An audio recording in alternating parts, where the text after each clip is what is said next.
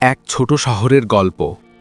রাস্তার পাশে প্রতিদিন বসে থাকেন এক বয়স্ক ভিক্ষুক। পুরনো জামা, ছেঁড়া চাদর, হাতে একটা বাটি। লোকেরা তাকে দেখে হাসে, কেউ সাহায্য করে, কেউ মুখ ফিরিয়ে নেয়। কিন্তু কেউ জানে না এই মানুষটা একসময় ছিল একজন স্কুল শিক্ষক। একটা দুর্ঘটনায় সব হারিয়েছে, ঘর বাড়ি, পরিবার, এমনকি নিজের সম্মানও। একদিন বিকেলে পাশের রেস্টুরেন্টে এক তরুণ বসেছিল। দেখল ভিক্ষুকটা পাশে এসে দাঁড়ালো আর বলল, বাবা, একটু পানি হবে? তরুণ বিরক্ত হয়ে বলল, আমার সময় নেই, যান অন্য কারো কাছে। আরও বলল, আপনারা সারাদিন ভিক্ষা করেন, কাজ করেন না। বৃদ্ধ শুধু তাকিয়ে রইলেন, কিছু বললেন না।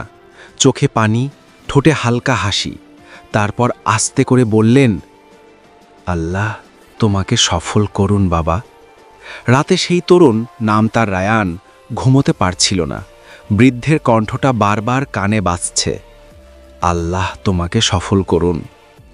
পরদিন সকালে অফিসে গেলেই জানতে পারল তাকে হঠাৎই পদোন্নতি দেওয়া হয়েছে। সে অবাক হয়ে গেল।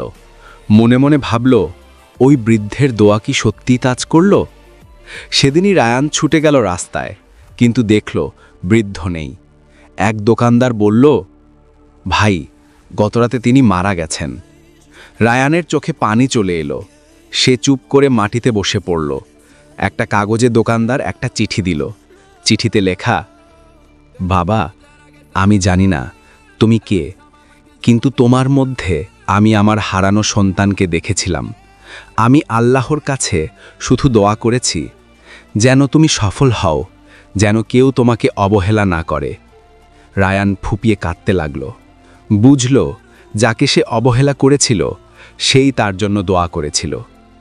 সেদিন থেকে রায়ান প্রতিদিন আল্লাহর কাছে দোয়া করে, হে আল্লাহ, আমাকে এমন হৃদয় দাও যে অন্যকে অবহেলা নয়, সম্মান দিতে জানে।